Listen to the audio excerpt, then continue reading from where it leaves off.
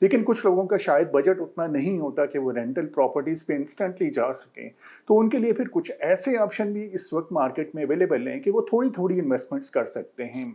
वो रीट जो प्रोजेक्ट जिस कंपनी का होता है वो आपको डिविडेंड देती है साल के बाद, जो रेंटल इनकम उन्हें आ रही होती है वो आपके साथ शेयर करती है। अस्सलाम वालेकुम दोस्तों, अरशद अमान होमी स्टूडियोज़ में आपको खुश आमदीद कहते हैं। जैसे हमारी एक वीडियो सीरीज़ चल रही है इन्वेस्टमेंट के हवाले से, और अक्सर औकात क्लाइंट का क्वेश्चन होता है कि हम इस वक्त कहाँ कहाँ इन्वेस्ट करें, तो हमने एक पूरी सीरीज़ बनाई। उस सीरीज़ की आज लास्ट वीडियो है कि इस वीडियो में हम डिस्कस करेंगे कि अगर आपको इन्वेस्टमेंट करनी हो रियल स्टेट में, तो रियल स्टेट में किस तरह के ऑप्शंस होते हैं। रियल स्टेट में आप रेंटल प्रॉपर्टीज़ में इन्वेस्टमेंट कर सकते हैं। रेंटल प्रॉपर्टीज़ एक अच्छी सॉलिड इन्वेस्टमेंट होती है। प्रॉपर्टी आपके नाम पे रहती है और रेंटल इनकम जनरेट कर रही होती है। जो प्रॉपर्टी की प्राइस है वो इन्फ्लेशन के साथ मैच कर जाती है, उससे बेहतर एप्रिसिएशन आपको मिल जाती है। तो एक अच्छी इन्वेस्टमेंट रेंटल प्रॉपर्टी की होती है। लेकिन कुछ लोगों का शायद बजट उतना नहीं होता कि वो रेंटल प्रॉपर्टीज़ पे इंस्टेंटली जा सकें। तो उनके लिए फिर कुछ ऐसे ऑप्शन भी इस वक्त मार्केट में अवेलेबल हैं कि वो थोड़ी-थोड़ी इन्वेस्टमेंट्स कर सकते हैं। मसलन उन थोड़ी इन्वेस्टमेंट्स में क्या है कि एक तो रीट है। REIT real estate investment trust के बेसिस पे बड़े प्रोजेक्ट के छोटे छोटे शेयर्स हो जाते हैं जो स्टॉक एक्सचेंज में बाकायदा मार्केट होते हैं, वहाँ पे उस उनकी बाइंग सेलिंग होती है। और अगर वहाँ पे आप इन्वेस्टमेंट कर सकते हैं तो वो एक अच्छा ऑप्शन होता है। वहाँ पे आप पे कोई बाइंडिंग नहीं होती कि आपने बहुत बड़ी अमाउंट आपने डाउन पेमेंट के तौर पे करनी है या इनिशियल पेमेंट के तौर पे करनी है। इवन आप 5 से 10,000 तक भी वहाँ पे इन्वेस्टमेंट स्टार्ट कर सकते हैं। और आहिस्ता आहिस्ता जैसे ही आपकी सेविंग हैबिट डेवलप होती है, हर महीने आप कुछ सेव करते हैं और वो वहाँ पे रीट में आप पार करते जाएं, तो आपकी एक अच्छी इन्वेस्टमेंट हो जाएगी वहाँ पे पार।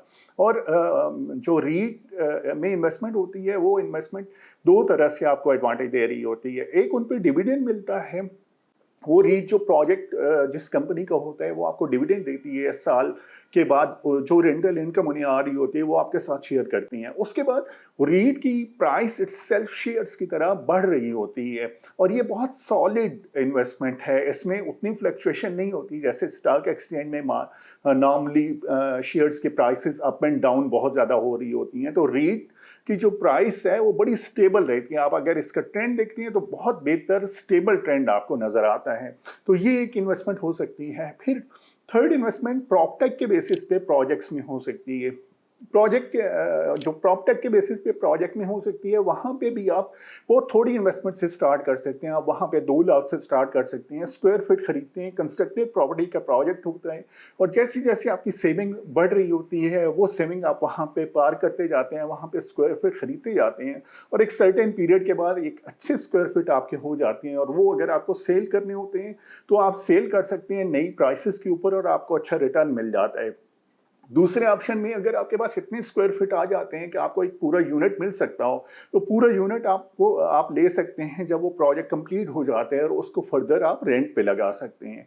तो इस तरह के ये चंद ऑप्शन हैं जो रियल स्टेट में आप इन्वेस्टमेंट कर सकते हैं। इस वक्त कंस्ट्रक्टेड प्रॉपर्टी में इन्वेस्टमेंट करना बहुत रिकमेंडेड है, क्योंकि ये इन्फ्लेशन के अगेंस्ट आपको हेजिंग देता है, आपको बहुत एडवांटेज मिल जाता है। क्योंकि आपको हमेशा इन्वेस्टमेंट में मेरी पहली जो वीडियो थी उसमें मैंने चंद टर्म्स इन्वेस्टमेंट के हवाले से आपके साथ शेयर की थी कि आपको ये ज़हन में रखना है कि डाइवर्सिफिकेशन आपने करनी है। आपको ये ज़हन में रखना है कि रिस्क और रिटर्न की रेशो आपकी क्या होनी चाहिए। और आपको थर्ड, इन्फ्लेशन ज़हन में रखना है कि इस वक्त इन्फ्लेशन का रेट क्या चल रहा है, ऑफिशियली और अनऑफिशियली, ताकि इन्फ्लेशन ऐसी जगहों पे आप इन्वेस्टमेंट करें जहां पे आप इन्फ्लेशन को जो स्ट्राइक पड़ता है, जो आपकी सारे रिटर्न को किल कर देती है, उससे आप बच सकें और आपको अच्छा बेनिफिट मिल जाए। तो कंस्ट्रक्टेड प्रॉपर्टी में अगर आप इन्वेस्टमेंट करते हैं तो ये बेस्ट हेजिंग होती है इन्फ्लेशन के अगेंस्ट, और इसको इन्फ्लेशन से ज़्यादा उसको एडजस्ट करने के बावजूद आपको अच्छा रिटर्न मिल जाता है। तो ये थी लास्ट हमारी वीडियो इस इन्वेस्टमेंट सीरीज के हवाले से कि आपको किस तरह की इन्वेस्टमेंट करनी चाहिए। आप हमें कांटेक्ट कर सकते हैं। मेरा नाम अरशद अमान है। हम होमी प्रॉपर्टीज के नाम से इस्लामाबाद में रियल एस्टेट का बिजनेस करते हैं। इवन हम आपको ये भी सजेस्ट कर सकते हैं कि कुछ लोग इस वक्त रियल एस्टेट में इन्वेस्टमेंट से घबरा रहे हैं, तो दूसरा ऑप्शन जो इन्वेस्टमेंट का है वो स्टॉक एक्सचेंज में इन्वेस्टमेंट का है। वहाँ पर भी हम आपको गाइड कर सकते हैं, ताकि आप जो सेविंग कर कर रहे हैं वो एक अच्छी जगह पे पार्क हो जानी चाहिए और आपको अच्छा रिटर्न मिलना चाहिए। आप हमें कांटेक्ट कर सकते हैं हमारे फ़ोन नंबर के थ्रू, हमारे यूट्यूब चैनल के थ्रू और हमारे फेसबुक पेज के through. Keep in touch. Thank you so much.